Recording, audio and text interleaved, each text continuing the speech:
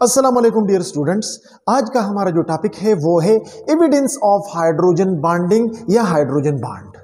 Hydrogen bond की evidence क्या है, सबूत क्या है कि हाइड्रोजन बॉन्ड एग्जिस्ट करता है।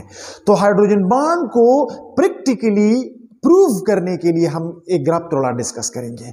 यहां पे हमने ग्राफ लिया हुआ है boiling point of hydrides versus hydrides of various elements in the periodic table.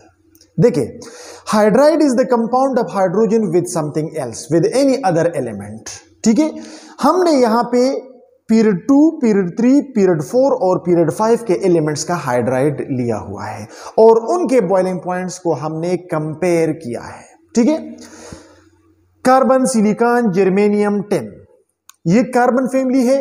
ये सेकंड पीरियड का मेंबर है कार्बन, थर्ड पीरियड का मेंबर सिलिकॉन है, फोर्थ पीरियड का मेंबर जर्मेनियम और 5 का टिन है। ठीक है, यहां पे आपको ग्राफ में साफ नजर आ रहा है कि हाइड्राइड ऑफ कार्बन की बॉइलिंग पॉइंट काफी कम है, सिलिकॉन की बॉइलिंग पॉइंट थोड़ी बढ़ गई है, जर्मेनियम की बॉइलिंग पॉइंट थोड़ी और भी बढ़ गई है और टिन की थोड़ी और भी बढ़ गई है। तो इसका मतलब है कि जो जो हम पीरियोडिक टेबल के ग्रुप में टॉप से बॉटम की तरफ आते हैं और हाइड्राइड्स है, तो हाइड्राइड्स में जब हम टॉप से बॉटम की तरफ आते हैं तो जो जो मोलर मास बढ़ता है तो बॉइलिंग पॉइंट बढ़ने लगता है।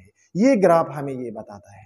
ठीक है, अब हम लेते हैं कार्बन के, तो वन स्टेप राइट पे जाते हैं, यानी नाइट्रोजन फैमिली में जाते हैं। नाइट्रोजन फैमिली में नाइट्रोजन, फास्फोरस, आर्सेनिक और एंटीमोनी और बिस्मुथ है, हमने ये 4 लिए हुए हैं। ठीक है, हाइड्राइड्स ऑफ नाइट्रोजन जो है उसकी बॉइलिंग पॉइंट काफी ज्यादा है। फास्फोरस हाइड्राइड की बॉइलिंग पॉइंट एब्रप्टली कम हो गई है और फिर फास्फोरस से आगे आर्सेनिक हाइड्राइड और एंटीमोनी हाइड्राइड की बॉइलिंग पॉइंट आहिस्ता आहिस्ता बढ़ रही है।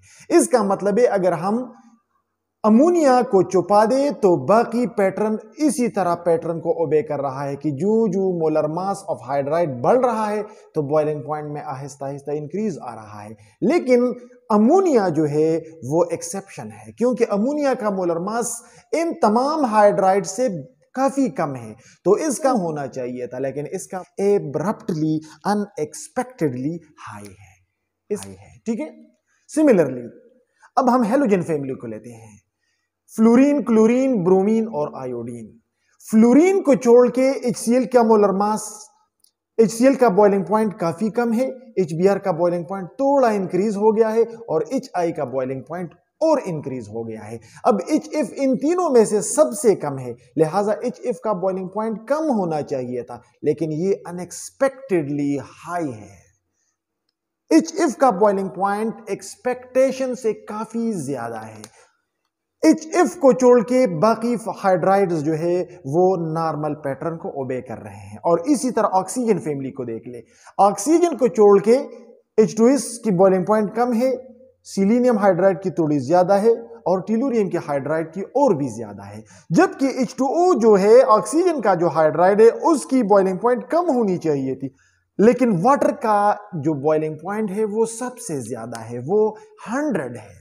तो इसका मतलब है कि ये तीनों कंपाउंड्स जो है अगर इसको हम छोड़ दे तो बाकी तमाम कंपाउंड्स के हाइड्राइड जो है मोलर मास के इंक्रीज होने से उनका बॉइलिंग पॉइंट इंक्रीज होता है और मोलर मास के डिक्रीज होने से उनका बॉइलिंग पॉइंट डिक्रीज होता है। बट ये जो तीनों हाइड्राइड है, अमोनिया, HF और H2O, ये नॉर्मल पैटर्न को ओबे नहीं करते। इसका मतलब है कि इन तीनों हाइड्राइड्स के मॉलिक्यूल्स में जो फोर्सेस ऑफ अट्रैक्शन है वो इन तमाम मॉलिक्यूल्स के फोर्सेस ऑफ अट्रैक्शन से डिफरेंट और एक्सेप्शनली हाई है। और इस ग्रेटेस्ट फोर्स ऑफ अट्रैक्शन को, इस अनएक्सपेक्टेड फोर्स ऑफ अट्रैक्शन को हमने नाम दिया है हाइड्रोजन बॉन्डिंग का। अगर इनमें हाइड्रोजन बॉन्डिंग ना होता, नॉर्मल डाइपोल डाइपोल इंटरेक्शन होता, तो इनका बॉइलिंग पॉइंट हर एक ग्राफ के लोअर पार्ट में होता। So this is the evidence of hydrogen bond या हाइड्रोजन बॉन्डिंग।